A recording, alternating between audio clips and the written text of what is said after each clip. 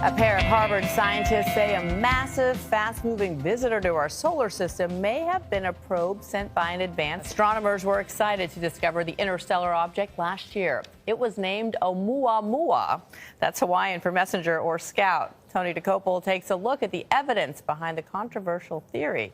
He's at New York's Hayden Planetarium.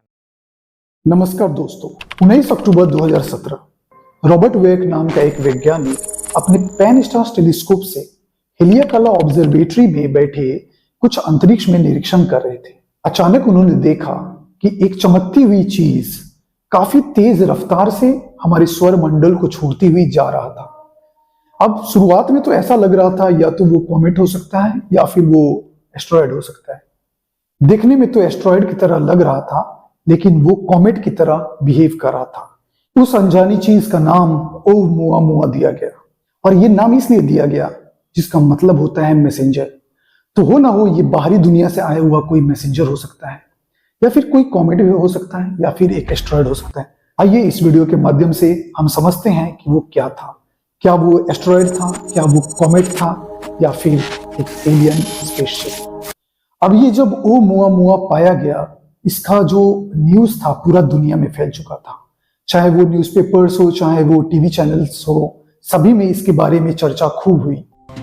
A pair of Harvard scientists say a massive, fast-moving visitor to our solar system may have been a probe sent by an advanced alien civilization. It's an alien spacecraft. Some sort of alien technology, perhaps exploring the cosmos. जो scientist की दुनिया थी वो पूरा हैरान हो चुकी थी इसकी खोज को लेकर।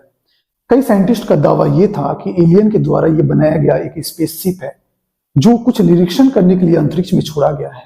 यह खोज बहुत ही अनोखी थी। इसके पीछे 4 कारण था। पहला रीजन तो यह था कि ये 87 किलोमीटर पर सेकंड की हाइपर स्पीड से हमारे सूर्य को छोड़ते हुए ये दूर जा रहा था।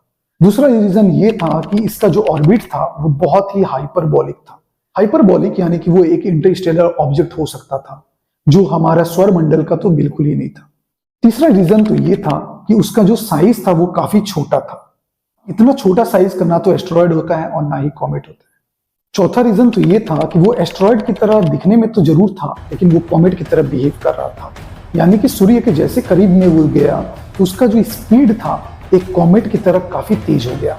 कॉमेट में ऐसा स्पीड इसलिए होता है क्योंकि कॉमेट में मौजूद होता है water vapour, dust particles and other gases. ये एस्ट्रॉयड की तरह दिखने वाला ये चीज कॉमेट की तरह बिहेव कर रहा था, लेकिन वो कॉमेट भी नहीं हो सकता था क्योंकि उसके पीछे एक टेल नहीं था जो अक्सर कॉमेट में पाया जाता है।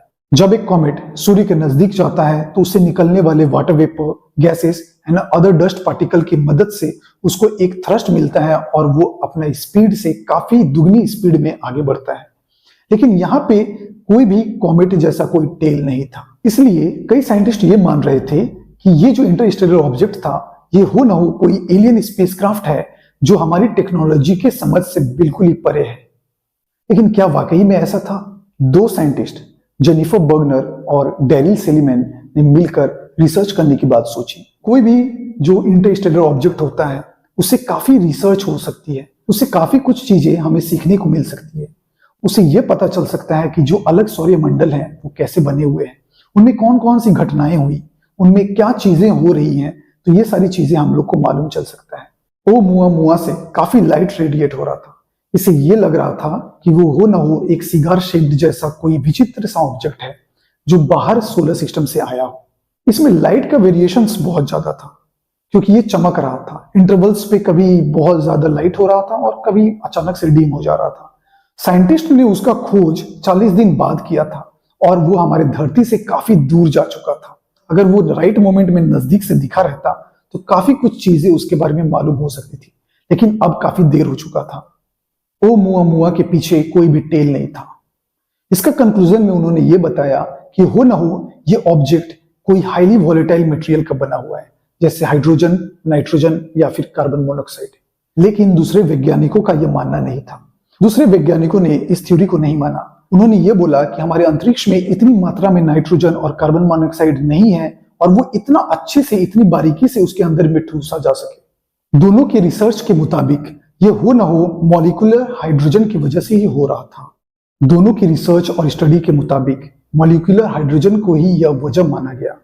उनकी स्टडी के मुताबिक ओमुआमुआ जब हमारे सौर मंडल में सूर्य के नजदीक पहुंचा तो सूर्य से निकलने वाली कॉस्मिक रेडिएशंस ने उस वाटर आइसबर्ग या हाइड्रोजन आइस पर बहुत ज्यादा रिएक्शंस किया, और रिएक्शंस होने के बाद सूर्य की कॉस्मिक रेडिएशन से ये वाटर आइसबर्ग या हाइड्रोजन आइसबर्ग में मौजूद जो हाइड्रोजन मॉलिक्यूल्स थे वो एक्टिवेट हो गए और बाहर निकलने लगे। इसके कारण वो थ्रस्ट जनरेट हुआ और इसको बहुत ज्यादा स्पीड से आगे बढ़ाने लगा। हालांकि बहुत सारे साइंटिस्ट ने इस थ्योरी को रिजेक्ट करते हुए यह बोला कि यह कैसे हो सकता है कि एक हाइड्रोजन आइसबर्ग के अंदर में हाइड्रोजन मॉलिक्यूल्स इतनी लंबी देरी तक ट्रैप्ड रहा हो, और जबकि यह इंटरस्टेलर ऑब्जेक्ट इतनी लंबी दूरी तय करके हमारे सौरमंडल तक पहुंचा हो, तो यह कैसे हो सकता है कि उसके अंदर में इतने लंबे देरी तक हाइड्रोजन मॉलिक्यूल्स सेव हुआ हो। अभी ओमुआमुआ हमारे सौरमंडल से काफी दूर जा चुका है और उसको अगर कैच करने के लिए भी अगर कोई शोध किया जाता है तो वो उसको पकड़ने में वर्षों लग जाएंगे। ओमुआमुआ एक स्पेसशिप रहा, एस्टेरॉयड रहा या कॉमेट रहा, ये तभी क्लियर होगा हम उसे बहुत करीब से देख न ले। ओमुआमुआ का रहस्य तभी खुल सकता है जब कोई स्पेसशिप उसके नजदीक में जाकर उसकी करीब से कोई तस्वीर न दे दे। वैसे तो नासा के साइंटिस्ट ने प्रोजेक्ट लाइरा को प्रपोजल दे दिया है और शायद 2028 तक में ये प्रोजेक्ट को लॉन्च कर दिया जाएगा, जो काफी तेज रफ्तार से इस ओमुआमुआ का पीछा करेगा और उसका जो तस्वीरें हैं वो साइंटिस्ट को भेजेगा, और हो सकता है आने वाले समय में हम ये ओमुआमुआ की असली जानकारी प्राप्त कर सके। जब तक वो प्रोजेक्ट से कोई रिजोल्यूशन नहीं निकल के आता है तब तक हम यही मान के चलते हैं कि ये हाइड्रोजन मॉलिक्यूल से जनरेटेड थ्रस्ट वाली कोई मूविंग ऑब्जेक्ट थी जो हमारी सोलर सिस्टम को हमेशा हमेशा के लिए अलविदा कह गई। यह वीडियो आपको कैसा लगा? आशा रखते हैं कि आपको बहुत नए और मजेदार चीजों की जानकारी मिली होगी। जरूर कमेंट करके बताइएगा। आने वाले समय में नए नए वीडियोस को पाने के लिए हमारे चैनल को सब्सक्राइब कर दीजिएगा। Thank you.